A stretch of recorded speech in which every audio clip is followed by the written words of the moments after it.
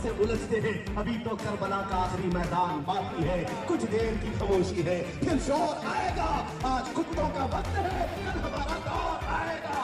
જૂનાગઢમાં મુસ્લિમ સમાજના કાર્યક્રમનો વિવાદાસ્પદ વિડીયો ખૂબ જ વાયરલ થયો હતો. આ દરમિયાન વૈમનસ્ય ફેલાય તેવું ભાષણ આપ્યું હતું આ મૌલાના મુફ્તી સલમાન અઝહરીએ. નમસ્કાર મિત્રો, વિડીયોમાં સ્વાગત છે. તો મિત્રો, ગુજરાતના સૌથી મોટા સમાચાર જૂનાગઢમાંથી આવી રહ્યા છે મિત્રો, કે જે જાહેર સભામાં મૌલાનાએ મિત્રો જે આપણા હિન્દુ અને મુસ્લિમ ધર્મ વિશે મિત્રો જે ભેદભાવ એક નફરત ફેલાય તેવા મિત્રો વાણીનો પ્રયોગ કર્યો હતો, જેના કારણે તેની અટકાયત કરવામાં આવી હતી મિત્રો. તેના પર એફઆઈઆર પણ ફાડવામાં આવી હતી મિત્રો, અને તેની ધરપકડ પણ કરી લેવામાં આવી છે મિત્રો, કે આપણા હિન્દુ ધર્મ અને મુસ્લિમ ધર્મ વચ્ચે મિત્રો ભેદભાવ નફરત ફેલાવવા માટે ઝેર ઉમેરી રહ્યા હતા મિત્રો. આ મૌલાના અને મૌલાનાની ધરપકડ કરવામાં આવી છે મિત્રો. તો આ મૌલાના વિશે તમારું શું કહેવું છે કોમેન્ટમાં જરૂર બતાવજો મિત્રો, કે આ મૌલાના જે છે મિત્રો હિન્દુ અને મુસ્લિમ ધર્મ વિશે મિત્રો એક નફરત ફેલાવી રહ્યા છે અને ઝેર ઉત્પન્ન કરી રહ્યા છે મિત્રો, કે જે મિત્રો સંગઠન એક થઈને રહે છે તેનામાં મિત્રો ભેદભાવ કરી રહ્યા છે મિત્રો. પોતાના ધર્મને ઊંચું સ્થાન આપવા માટે મિત્રો એક કટાક્ષભર્યા શબ્દો કરી રહ્યા છે મિત્રો, કે આપણા રામલલ્લાની જે પ્રાણ પ્રતિષ્ઠા થઈ હતી મિત્રો તેને લઈને મિત્રો એક આડાવાળા સવાલો મિત્રો આડાવાળા